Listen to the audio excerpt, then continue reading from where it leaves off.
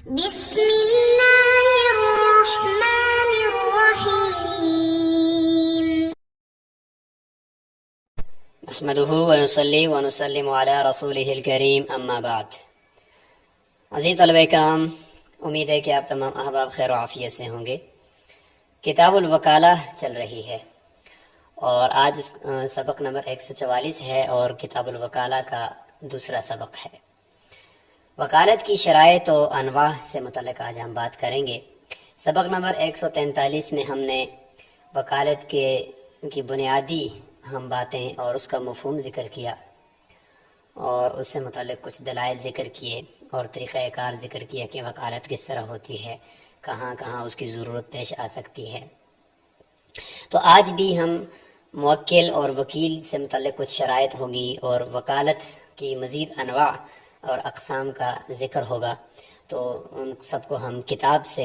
اور اس کی عبارت کے ضمن میں انشاءاللہ ہم سمجھ رہے ہوں گے. تو یہاں سے ہے آج ہمارا سبق کہ وَمِن شرط الوکالتی، کہ وکالت کی شرائط میں سے سب سے پہلے موکل کی شرائط بیان ہوگی. تو اس میں سب سے پہلے موکل کی شرائط پہلے بھی گزر چکی ہیں اور آج بھی اسی کا تذکرہ ہم دوبارہ کر رہے ہیں کہ ان یکون الموکل ممن یملک التصرف، کہ موکل ایسا ہونا چاہیے کہ جو خود اس تصرف کا مالک ہو. یعنی جو کام وہ دوسروں کو سونپ رہا ہے، دوسروں کو وکیل بنا رہا ہے اس کام پر، تو خود بھی اس کام کو کرنے کا اہل بھی ہو اور وہ کام اس کی ملکیت میں ہو،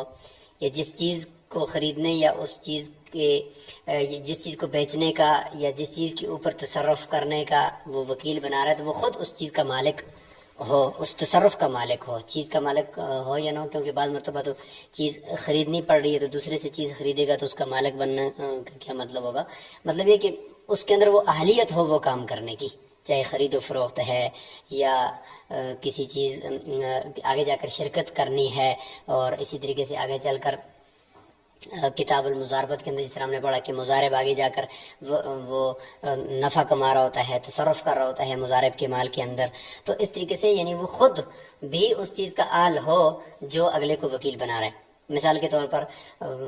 ایسا نہ ہو کہ وہ خود تصرف کا مالک ہی نہیں ہے. اس کی مثال ایسے ہو سکتی ہے کہ بندہ خود غلام ہے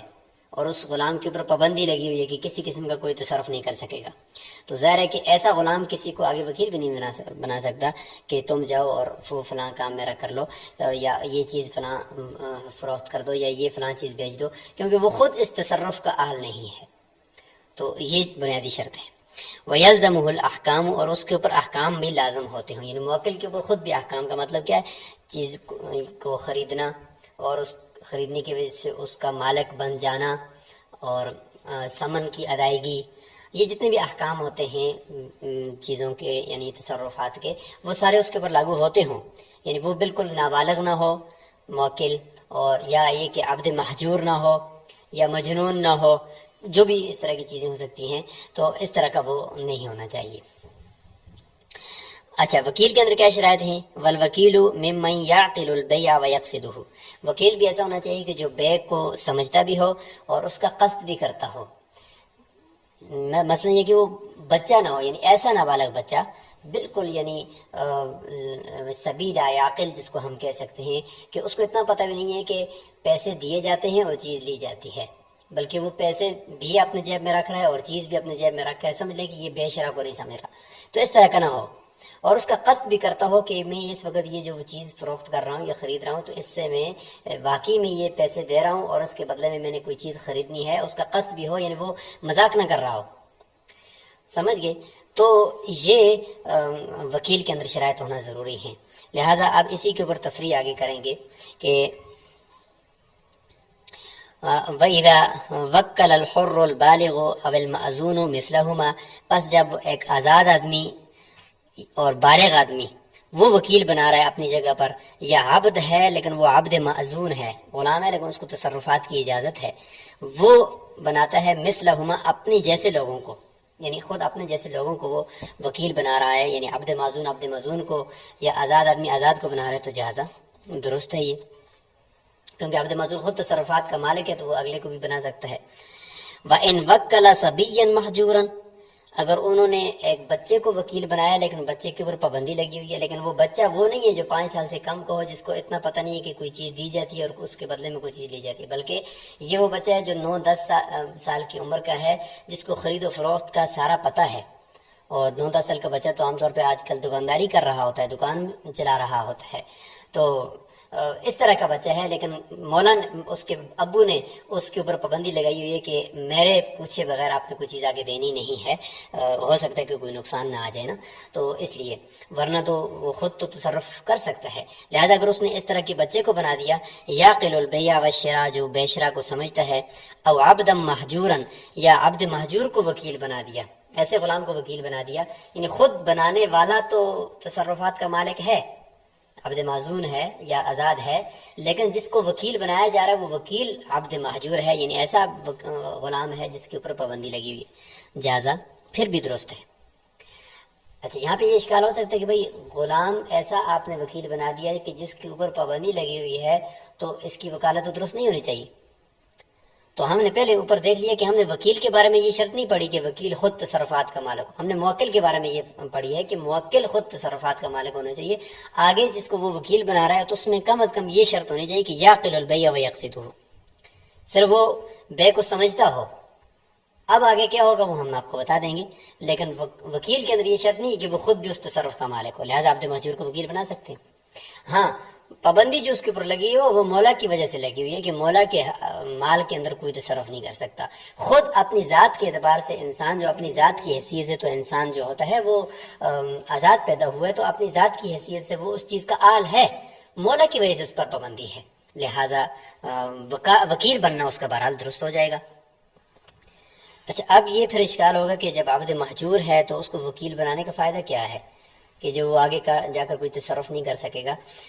یا اگر کسی کے ساتھ کوئی خرید و فروخت کرے گا بھی وکیل بن کر، تو وہ کس طریقے سے تصرف کرے گا، اس پر تو پابندی ہے۔ تو اس کا جواب آ گیا کہ وَلَا يَتَعَلَّقُ بِهِمَا الْحُقُوقُ، حقوق جو تصرفات کے ہوتے ہیں، لین دین کرنا، مبیع پر قبضہ کرنا، ثمن کی ادائیگی، وہ پھر ان کے ساتھ متعلق نہیں ہوں گے، یعنی بچے کے ساتھ اور عبد مہجور کے ساتھ۔ وَيَتَعَلَّقُ بِمُوَكِّلَيْهِمَا، پھر ان کے موکل کے طرف سارے کے سارے حقوق متعلق ہو جائیں گے، اور موکل جو ہے وہ خود سمن دے رہا ہوگا، اور موکل خود ہی جا کر سمن مبیع پر قبضہ، ان کو صرف کہا جائے گا تم جا کر یہ ہماری آگے بات کر دو صرف، تو اس طریقے سے پھر یہ وکالت درست ہو جائے گی۔ تو یہاں تک یہ شرائط سے متعلق بات ہوگی اور اس کے اوپر تفریعات ہوں گی۔ اب آگے انواع کی طرف چلتے ہیں کہ وکالت کی بنیادی طور پر 2 انواع ہیں، 2 قسمیں، آپ اس کو سمجھ لیں، یعنی جو عقود کیے جاتے ہیں وکیل بن کر، یعنی آپ کسی کو وکیل بناتے ہیں کہ یہ فلاں عقد کرو، فلاں عقد کرو، فلاں عقد کرو، تو اس میں عقود کی پھر 2 قسمیں ہوتی ہیں، تو اسی کی اور پھر آگے جا کر وکالت کی بھی 2 انواع بن جائیں گی۔ تو ایک عقود کی وہ قسم ہوتی ہے کہ جس میں وکیل آگے جا کر سارے کے سارے جو کام کر رہا ہوتا ہے، ایجاب قبول کر رہا ہوتا ہے، عقد کر رہا ہوتا ہے، تو اس کو اپنی طرف منسوب کر رہا ہوتا ہے کہ میں یہ کام کرتا ہوں، میں یہ کرتا ہوں، مجھے یہ چیز دے دو۔ مثال کے طور پر کوئی چیز خریدنے کے لیے وکیل بنائے تو وکیل جا کر دکاندار کو یہ کہتا ہے کہ یہ چیز مجھے دے دو، میں خریدنا چاہتا ہوں، یہ نہیں کہتا کہ یہ چیز مجھے فلاں کے لیے دے دو، یہ نہیں کہتا، وہ اپنی طرف منسوب کرتا ہے۔ اور اس کے برعکس ایک عقود کی وہ قسم بھی ہے کہ جس میں وکیل مجبور ہوتا ہے کہ وہ اس عقد کو اپنے موکل کی طرف منسوب کرے، یہ نہیں کہ وہ اپنی طرف منسوب کرے، اس کے لیے جائز نہیں ہوگا۔ مثال کے طور پر نکاح کا وکیل بنا دیا ہے دولہے نے اپنی جگہ پر یا دلہن کی جگہ پر، تو کبھی بھی وہ وکیل یہ نہیں کہہ سکتا کہ یہ فلاں لڑکی کا نکاح میں اپنے ساتھ کروانا چاہتا ہوں، بلکہ وہ یہ کہے گا کہ یہ فلاں کا نکاح فلاں بنت فلاں کا فلاں بن فلاں کے ساتھ کیا جا رہا ہے، تو میں اس کا وکیل ہوں، تو اس عقد کو وہ ادھر منسوب کرے گا۔ تو اس طریقے سے عقود کی 2 قسمیں آپ نے سمجھ لی کہ ایک وہ عقود جس کی نسبت اپنی طرف، اور دوسرا وہ عقود کی جن کی نسبت وہ موکل کی طرف کر رہا ہوتا ہے۔ اسی اعتبار سے پھر احکام کے اندر بھی چینجنگ آئے گی کہ جن عقود کی نسبت وکیل اپنی طرف کرتا ہے، تو ان عقود کے جتنے بھی تصرفات کے جتنے بھی اس کے لوازمات ہوں گے وہ سارے کے سارے وکیل کی طرف لوٹیں گے، مبیع پر قبضہ کرنا، سمن دینا، سمن لینا، اور اسی طریقے سے آگے جتنے بھی لین دین، ادھار دینا، پھر اس سے وصولی کرنا، یہ سب کچھ پھر وکیل کی ذمہ داری ہوگی۔ اور جن عقود کو وہ موکل کی طرف منسوب کر رہا ہے ان سب کے اندر ساری کی ساری جو لوازمات ہوتے ہیں اس عقد کے وہ موکل کرے گا. وکیل درمیان میں صرف ایک سفیر کے کام، سفارت کا کام کرے گا اور ایک پیغام رساں کا کام کرے گا، باقی درمیان میں اس کا کوئی تعلق نہیں ہوگا. تو یہاں دیکھیں والعقود التي يعقدها الوكلاء على ضربين، وہ عقود، وہ عقد، وہ تصرفات جو وکلاء کرتے ہیں وہ دو قسم پر ہیں. نمبر 1، کل عقد یضیفہ الوکیل الی نفسہ، ہر وہ عقد جس کو وکیل اپنی طرف منسوب کرتا ہے، مثل البیع والشراء والاجارۃ، مثال کے طور پر اس میں خرید و فروخت بے ہے یا خریدنا ہے کسی چیز کا، والاجارہ اور کسی چیز کو کرائے پر دینا ہے یا کرائے پر لینا ہے. تو یہ وکیل سارے یہ کہہ رہا ہوتا ہے کہ میں کسی اور کی طرف سے نہیں کر رہا ہوں، بلکہ وہ کہتے ہیں میں خود یہ چیز کرائے پر دے رہا ہوں یا کرائے پر لے رہا ہوں، میں خود یہ چیز فروخت کر رہا ہوں یا خرید رہا ہوں. وہ اپنی طرف منسوب کر رہا ہوتا ہے. جب اپنی طرف منسوب کرتا ہے تو ظاہر ہے کہ موکل کو تو پھر کوئی جانتا نہیں ہے، اس لیے سارے کے سارے جو احکامات ہوں گے وہ بھی وکیل کی طرف لوٹ رہے ہوں گے. لہذا فحقوق ذلك العقد تتعلق بالوکیل دون الموکل، لہٰذا اس عقد کے جتنے بھی حقوق ہوں گے وہ وکیل کی طرف کے ساتھ متعلق ہوں گے، موکل کے ساتھ نہیں ہوں گے. کون کون سے حقوق ہیں آگے دیکھیں. فیسلم المبیع ویقبض الثمن، پس یہ مبیع پر قبضہ بھی، مبیع کو حوالے بھی کرے گا اور ثمن پر قبضہ بھی کرے گا. ویطالب بالثمن اذا اشترى، اور اگر یہ خرید رہا تھا، یہ مشتری تھا وکیل، تو ثمن کا مطالبہ بھی اسی سے کیا جائے گا نہ کہ موکل سے کیا جائے گا. ویقبض المبیع، اور مبیع پر یہ خود قبضہ بھی کرے گا. ویخاصم، مجھول ہے، ویخاصم فی العیب، اور اگر اس نے کوئی چیز بیچی ہے اور اس کے اندر عیب آ گیا ہے تو اگلا بندہ اسی کے ساتھ مخاصمت کرے گا، یعنی اسی سے ہی مخاصمت کی جائے گی عیب کی صورت میں. تو یہ سارے کے سارے احکامات اسی کے ساتھ متعلق ہوں گے. دوسری قسم وکل عقد، اور ہر وہ عقد کہ جس کو وکیل منسوب کرتا ہے اپنے موکل کی طرف. وکل عقد یضیفہ الموکیل الی موکلہ کالنکاح، جیسے نکاح ہے، والخلع، اور خلع ہے، والصلح عن دم العمد، یا قتل عمد سے صلح ہے. فإن حقوقہ، بس اس کے جو حقوق ہوتے ہیں، تتعلق بالموکل دون الوکیل، موکل کے ساتھ متعلق ہوں گے، وکیل کے ساتھ متعلق نہیں ہوں گے. نکاح کے اندر وکیل جو ہوتا ہے ظاہر ہے کہ وہ دولہے یا دلہن کی طرف منسوب کر رہا ہوتا ہے. خلع کے اندر بھی ظاہر ہے کہ عورت کی طرف ہی منسوب کرے گا، عورت کا جو وکیل ہوگا، یا شوہر کا ہوگا تو شوہر کی طرف منسوب کرے گا، اپنی طرف تو نہیں کہے گا میں خلع دیتا ہوں. اور قتل عمد کسی نے کیا ہے جان بوجھ کر، تو اس قاتل کی طرف سے جو وکیل ہے تو وہ بھی صلح کرتے وقت قاتل کی طرف منسوب کرے گا کہ میں اس کی طرف سے صلح کر رہا ہوں، یہ نہیں کہ میں صلح کر رہا ہوں. تو ان سب کے حقوق بھی پھر جتنے کون کون سے حقوق ہیں. فلا یطالب وکیل الزوجی، لہٰذا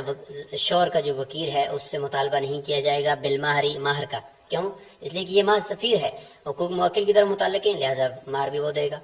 ولا يلزم وکیل المرأة تسلیمها، لہٰذا عورت کے جو وکیل ہے، دلہن کا وکیل، اس کے اوپر لازم نہیں ہے دلہن کو حوالے کرنا، دلہن کو حوالے کرنے کی ذمہ داری اس کے اوپر نہیں ہے. تو یہ ساری چیزیں پھر اسی قسم میں اندر آ جائیں گی اور اس کے پھر یہ احکامات ہوں گے. اب آگے اسی کے اوپر تفریعات ہیں کہ کیا موکل جس نے وکیل بنا کر آگے کسی چیز کو بیچنے یا خریدنے کی ذمہ داری سونپی ہے، تو کیا یہ موکل پھر جا کر اس کے کاموں کے اندر دخل اندازی کر سکتا ہے؟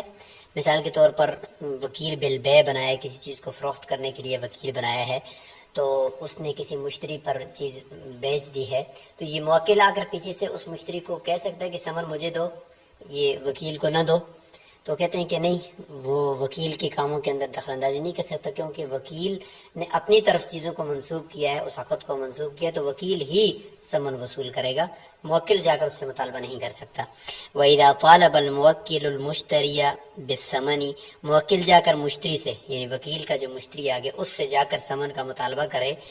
فَلَهُ، تو اس مشتری کو اختیار ہے کہ أَن يَمْنَعَهُ إِيَّاهُ، کہ وہ موکل کو ثمن دینے سے انکار کر سکتا ہے. فَإِن دَفَعَهُ إِلَيْهِ، اگر موکل نے بہت زیادہ مجبور کیا تو اس مشتری نے وکیل کے بجائے موکل کو ہی ثمن دے دیا، تو کیا وکیل کو دوبارہ دے؟ پھر کہتے ہیں کہ جازہ، درست ہے یہ موکل کو دینا، اور پھر وکیل کے لیے دوبارہ اس سے لینے کا کوئی اختیار نہیں ہے. ولم یکن للوکیل ان یطالبہ ثانیا، وکیل کے لیے اس مشتری سے دوبارہ مطالبہ کرنا جائز نہیں ہے، کیونکہ اصل حق تو موکل کا تھا جو اس تک پہنچ چکا ہے، لہذا وکیل یہ نہیں کہہ سکتا کہ مجھے تو نہیں دیا آپ نے، موکل کو دیے، اس طرح کا پھر وہ نہیں کر سکتا۔ یہاں تک یہ بات ان عقود سے متعلق اور ان کی تفریعات سے متعلق مکمل ہو چکی ہے۔ آگے بات کریں گے کہ اگر کوئی آدمی کسی کو وکیل بناتا ہے تو موکل کے لیے یہ شرائط بھی ہیں کہ وہ اس چیز کو بالکل ایسا کلیئر بتا دے کہ وکیل کے لیے اس چیز کے تصرف میں کسی قسم کا کوئی ڈاؤٹ نہ رہے، کسی قسم کا اس میں اس کو شک شبہ نہ رہے۔ اس لیے فرمایا کہ وہ اگر کوئی کسی چیز کے بارے میں اس کو بتا رہا ہے کہ یہ کام کرو یا یہ تصرف کرو، تو اس کو چاہیے کہ وہ اس کی صفت، اس کی جتنی بھی چیزیں ہیں وہ ساری کی ساری اس کو بتائے، تاکہ یہ ہے کہ وکیل بہت آسانی کے ساتھ اس کام کو کر لے۔ اس لیے فرمایا کہ وَمَنْ وَكَّلَ رَجُلًا بِشِرَاءِ شَيْءٍ، اگر کسی نے کسی آدمی کو وکیل بنایا کسی چیز کے خریدنے کے لیے، فَلَا بُدَّ مِنْ تَسْمِيَةِ جِنْسِهِ وَصِفَتِهِ، تو ضروری ہے کہ وہ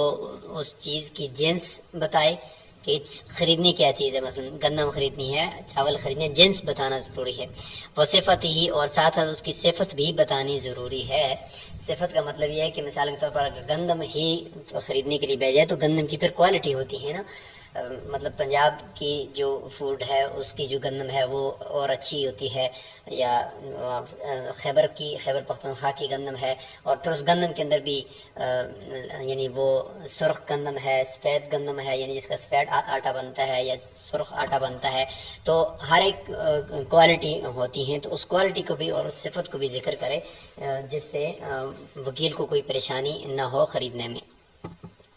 اور ساتھ ساتھ وَمَبْلَغِ ثَمَنِهِ، اس کا جو ثمن ہے وہ بھی بتائے کہ یعنی جو آپ خریدو گے تو یہ تقریباً اتنے کی ہے اور یہ اس کے اتنی رقم ہے، یعنی 10 من خریدنی ہے تو یا جتنی بھی آپ نے خریدنی ہے تو اس کے یہ پیسے ہیں۔ تو یہ ساری چیزیں بتانا اس لیے ضروری ہے کہ وکیل کو دوبارہ کوئی مسئلہ نہ ہو، یا یہ کہ وکیل کوئی اور چیز اٹھا کر نہ لے آئے جو موکل کو چاہیے نہیں ہے، تو پھر بعد میں پھر بے فسخ کرنا پڑے۔ الا ان یوکلہ وکالۃ عامۃ، الا یہ کہ ہاں وکیل بنایا وکالت عامہ کے طور پر کہ میں آپ کو وکیل بناتا ہوں، آپ گندم لے آئیں جس طرح آپ کی مرضی، جس کوالٹی کی اور جس صفت کی آپ کو بس پسند آئے بس وہی لے آنا، تو پھر ٹھیک ہے۔ فیقول، اور یہ کہے ابتع لی ما رأیت، جیسے آپ کی رائے بنے، جو آپ دیکھتے ہیں اور جو آپ بہتر سمجھتے ہیں وہی میرے لیے خرید لیں، تو پھر ٹھیک ہے، پھر وہ جس طرح کی بھی اٹھا کر لے کر آئے گا وہ پھر موکل کی ذمہ داری کہ وہ اس کو لے لے۔ تو یہاں تک یہ بات مکمل ہو چکی ہے کہ چیز کو متعین کیا جائے۔ آگے جو بات ہے وہ یہ ہے کہ وکیل اگر کوئی چیز خرید لے اور اس کو عیب کا پتہ چل جائے تو کیا اس عیب کی وجہ سے وہ مبیع کو واپس وکیل کرے گا؟ تو ظاہر ہے کہ سارے عقود، سارے جتنے بھی تصرفات ہیں وہ وکیل ہی کی طرف لوٹتے ہیں، تو لہٰذا یہ جو خیار عیب ہے یہ بھی وکیل کو ہی حاصل ہوگا۔ وَإِذَا اشْتَرَى الْوَكِيلُ وَقَبَضَ الْمَبِيعَ، وکیل نے کوئی چیز خریدی، مبیع پر قبضہ کیا، ثُمَّ اطَّلَعَ عَلَىٰ عَيْبٍ، پھر عیب پر مطلع ہوا، فَلَهُ أَن يَرُدَّهُ بِالْعَيْبِ مَا دَامَ الْمَبِيعُ فِي يَدِهِ، تو اس کے لیے جائز ہے کہ وہ اس مبیع کو عیب کی وجہ سے واپس کرے جب تک کہ مبیع اس کے قبضے میں ہے۔ فَإِن سَلَّمَهُ إِلَى الْمُوَكِّلِ، جب اس نے موکل کو حوالے کر دیا ہے تو پھر ظاہر ہے کہ وہ بیچ سے نکل گیا، اس کا کام ختم ہو گیا، اب موکل مالک ہو گیا ہے، تو لم يردہ الا باذنہ، پھر موکل کی اجازت کے بغیر اس کو آگے نہیں لوٹا سکتا۔ تو یہ یہاں تک ہی ہم اس بات کو روک لیتے ہیں اور اس لیکچر کو ہم یہاں پہ مکمل کر لیتے ہیں۔ تو آج کے لیکچر میں آپ نے کیا پڑھا اس کو ذرا کمنٹس باکس میں ضرور لکھیے گا، اور خاص طور پہ یہ ذکر کیجیے گا کہ وکالت کی جو انواع ہم نے ذکر کی ہیں وہ کون کون سی ہیں اور ان کی وجہ سے کیا کیا احکامات